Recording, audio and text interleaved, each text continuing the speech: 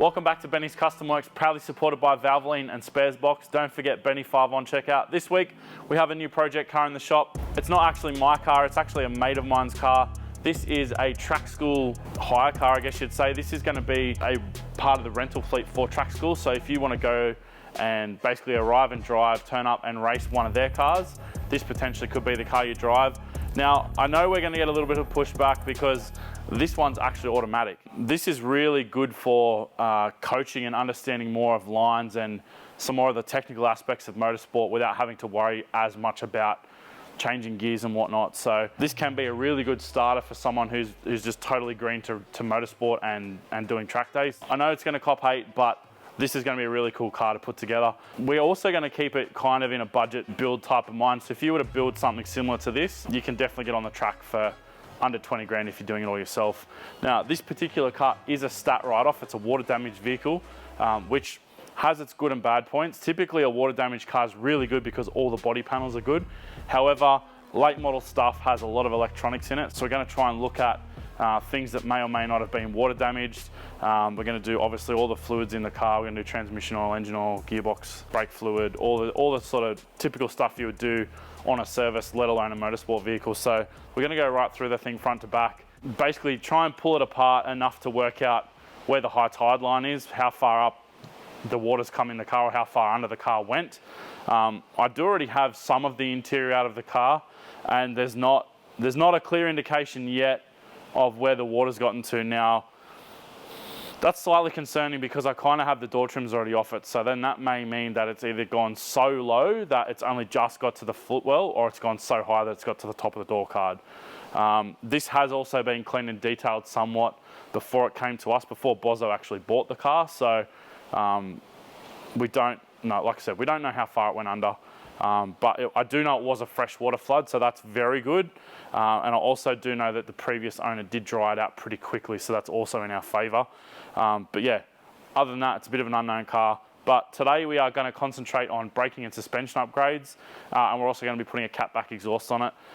These things are notoriously loud when you put headers on them, and being that this one is also automatic, like I've already mentioned about 700 times, it's going to sound horrendous if we put headers on it. And for this particular car, it doesn't need power. It's not trying to be setting lap records. So for what we're going to do today, it's going to make it pretty usable on the track, much more nimble and enjoyable. So yeah, stay tuned. I hope you guys enjoy the series. Any of these mods could also be done to a manual BRZ. So anyone that's got a manual BRZ or 86 at home that wants to do this sort of stuff, you're still going to see exactly the same type of gains. For what we're going to do, it has absolutely no bearing on being manual or automatic. So yeah, hope you guys enjoy the series, and we'll start ripping this thing apart. And we're going to break some stupid fake Chinese raised wheel nuts. So as you guys can probably see, we have some fake titanium raised wheel nuts. These are most definitely fake because the original raised ones are forged, whereas these ones have been machined. Also, a very good indicator of real ones is the fact that the anodizing stays whole and bright and it doesn't fade in a matter of months. Unfortunately, however, these raised wheel nuts, 4 of the 5 are normal hex, they're a 19mm. And the 5th one is a 7-sided nut with a slot in it. So unfortunately, that one's going to cop the old 3/4 inch socket bashed over the top of it. I was a little bit hesitant to show this method, but I feel like this is a necessary evil and a pretty good way to show you how to get lock nuts off. Because at the end of the day, you are going to know someone hammering a socket onto your car trying to steal your wheels. Like, it's not a quiet or a quick process. So I don't really see an issue with showing this. Because like I said, it's going to take probably 15 to 20 minutes to actually get all 4 of these off by the time you take the socket, hammer the old nut out of it. I suppose if you had 4 of these, you could probably do it a bit quicker, but like I said, it's definitely not a quick or a quiet process. So yeah, quick way to defeat lock nuts is to find a socket that's slightly undersized. Like I said, in this particular one, it's a 3/4 socket, which is almost exactly the same as 19mm. I do like to use deep sockets as well because it gets it away from the face of the wheel when you're hammering it, and you also get a little bit better depth or a bit better bite on the nut as well. Some of the shorter nuts, some of the shorter sockets cannot grab as well, and you can end up rounding the end off the lock nut. So yeah, it's a good idea to use a deep socket. Once we hammer this on, always use a breaker bar, don't use rattle gun, because for the same reason, if the nut is soft, you can actually just strip it off, and then you've got to find a smaller socket, hammer that on, and it just ends up being this whole repeating process. So we're just going to hammer this on now and get a breaker bar and get rid of it.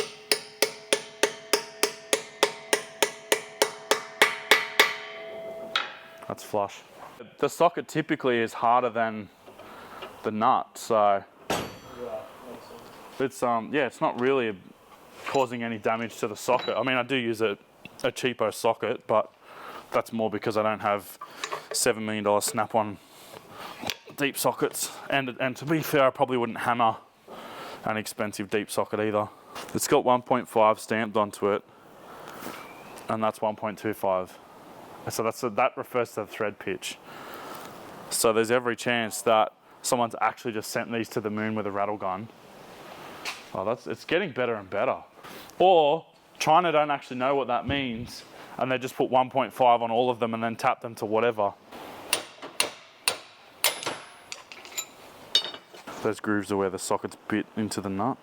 In the bin, literally. Trademark, patent pending, motor car mods.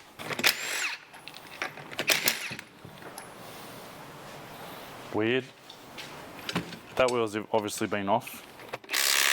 They just smell yuck. Anyone who's used aluminium nuts with a rattle gun before will know the smell. You shouldn't use a rattle gun with aluminium wheel nuts. But in my opinion, you shouldn't use aluminium wheel nuts, so here we are. And we'll put some nice long reach steel nuts on it, and then no one will die. The wheels also aren't going back on the car, thank God. Back to the graveyard. I'm actually impressed they've got hub-centric wheel spacers on the wheels though. Like there'll be something dumb like one's missing, or... Told ya.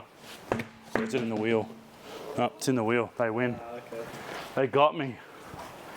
Now I'm going to take them out because there's every chance that the other wheels going on the car have the same center bore. Because it's pretty common to have a 73mm center bore in aftermarket wheels. Cool story of the day. Wait. The good thing is, because it's not been like exposed to long-term water or flood or salt corrosion, it should still come apart pretty easily. Now, it's not good practice to hang any calipers off the brake lines.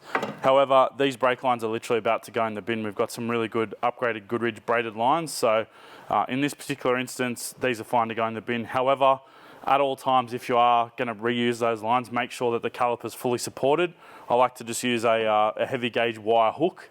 Normally you can hook it around the strut spring or something in the general area. That means that you've got no load sort of hanging off of those brake lines, because you can have issues. Some of these crimps can start to have issues. You can also pinch the line itself. So yeah, definitely don't recommend hanging calipers off the brake lines unless you're going to throw them in the bin. The last part of our brake upgrade today will be the braided line, so we'll do the disc, the pads, then the lines. So yeah, definitely worth keeping that in mind if you're going to do your own brake upgrade. Rusty. Just going to take it outside.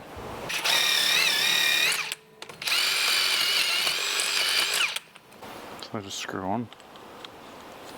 $1 million. Yeah, sure. When I retire, my daughter will be able to pay that socket off. Shout out to the Snap-on guy who never watches the videos.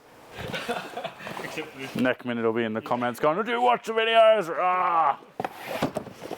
Shane's a good dude. For only $45 a week, he'll be your friend. Need one of our hang fang wheel nuts. Maybe they were 1.5 originally, because they definitely bottom out before the end of the thread. They're literally going in the bin right now. Wrong bin. Oh, yeah. It may actually have been the stud, to be fair. There's so much crap on that stud.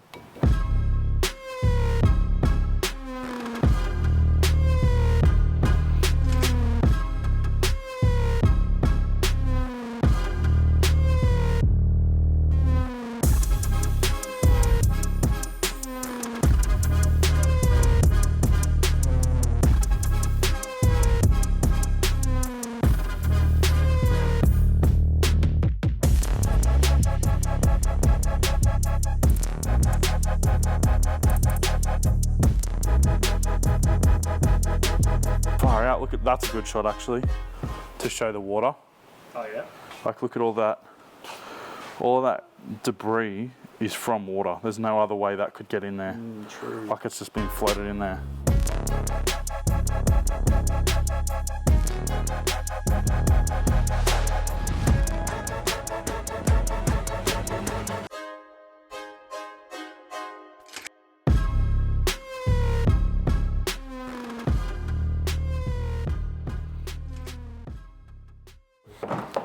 Damp, moist.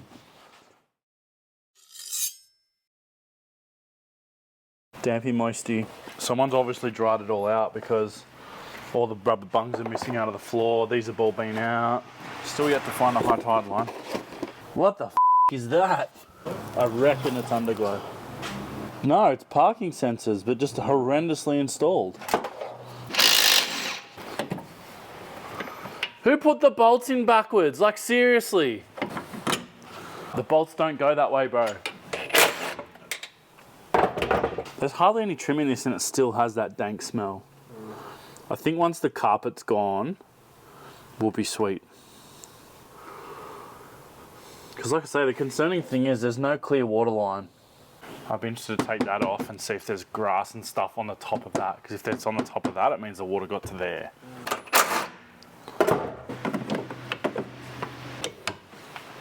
Spring into action.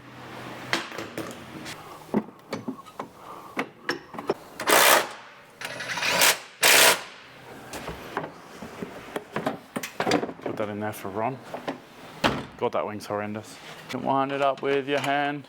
Everyone needs a twisty stand.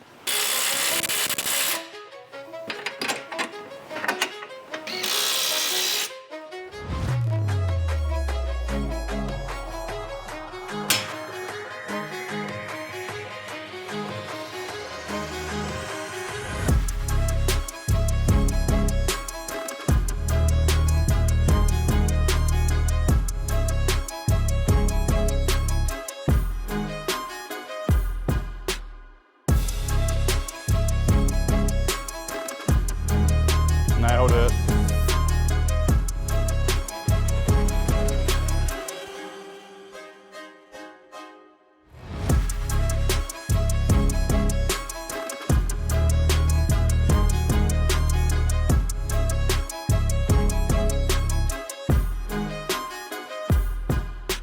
A handy little tip when you're fitting braided brake lines, or any line for that matter, I always like to start at the caliper end and work my way to the body, mainly because on the caliper end, predominantly they're a banjo fitting, so you don't have any room for clocking it if you fit it on the body side first, whereas obviously being that you've just got a flare nut and a receiver on the end of the line, you can clock it and move it around. So I always like to go caliper, intermediate suspension mount, then the body side hardline, and then that means that you're never going to have any kinks or knots in your brake lines, because any of those things will either lead to premature failure, not having efficient braking in that corner, or potentially other issues as well. So also another handy bit of information when you're doing the front line, always make sure that when you're fitting it to the suspension and then obviously the body side, make sure the wheels are straight, because you're going to want to allow for the same amount of articulation left to right.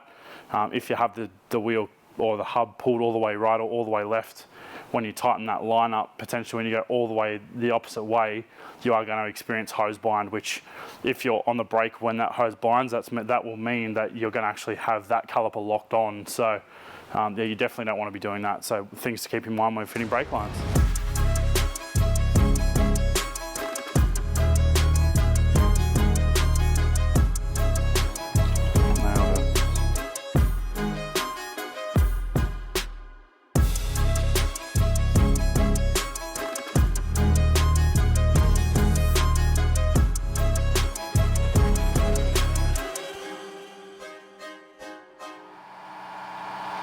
So that tells you now that we've basically got to the point where we've pulled all the fluid through, and we should have got to the point where we've passed air as well. So the air that's in here is actually coming around the thread in the bleed nipple. It's not in the brake system. So you could sit here for hours and hours and hours, and that line's never going to come through solid. Like, as soon as you wiggle the fitting, you can induce tons and tons of air to that. So unfortunately, the vacuum bleeding method, you're never actually going to visually get no air bubbles in it. So yeah, I wouldn't go chasing all these bubbles because you're going to be there for hours. But a pretty good sign to show that when it's bled through properly is when you get that color change. Obviously the fluid that was in here was like a bluey green color, and now we've got this clear straw color coming through. So the VR1 fluids is like the clear straw color that a lot of the .4 fluids are. So it'll tell you when the color changes come through that you're pretty well good to go. Let's see how badly I screwed up on the coilover height.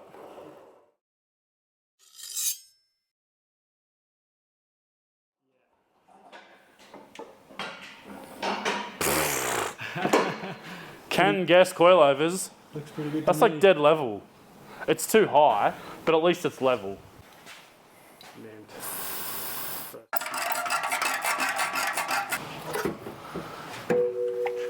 What the hell? Bruh. Put that end down. Come up here and listen to this. Oh my. That's ridiculous. So we know the water's made it at least to the exhaust.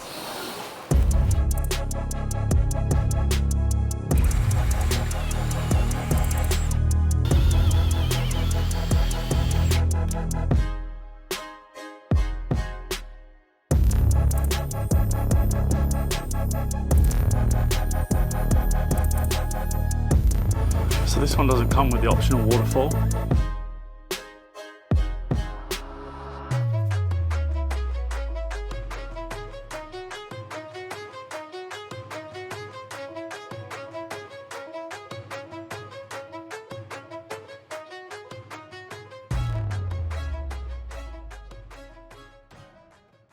Like, it's crazy what literally wheels and suspension will do to a car, eh?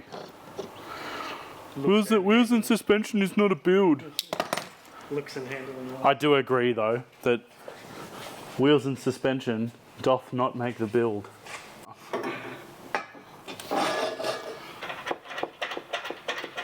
Sorry internet, I know it's slightly overexposed, but I only had one hand. Couldn't change settings. Right. They're not angry, Gian, they're disappointed. All these years of free content. Damn it! Help me. That's the internet's fault. That's what I get for talking shit. Instant karma. You know what they say, talk shit, get hit. Talk shit, drop gaskets. Remember, kids, always leave the bolts in your exhaust loose until they're all ready to be fitted up. Get the whole thing finger tight, and then slowly make any adjustments before you tighten it all up. And you also need to drill the front holes out to 10 mil. Or if you got an imperial drill bit set like I do, I think it's like 21/68 or something. 25/64. I was close. 21/68 sounds better. There's probably a simplified fraction for 21/68. That's why they don't use it. Remember doing fractions at school? Me neither. That was like half of my lifetime ago. No, probably longer. Nice use of fractions there. Sorry? Nice use of fractions. 21/68. No, half. Ha! Simplified fractions. Jesus Christ, people are going to be just leaving the channel in droves after this video. No touching. Man, that's nice. Doesn't touch or rattle on anything. I was kind of like in my head, oh yeah, lunchtime will be wrapped. Oh, okay. That was the goal. Lunchtime was 11 o'clock today though. Yeah, but I mean real lunchtime, not Gian lunchtime. Yeah. Not, I forgot my play lunchtime. No hat, no play, bro. Yeah, I reckon some of that.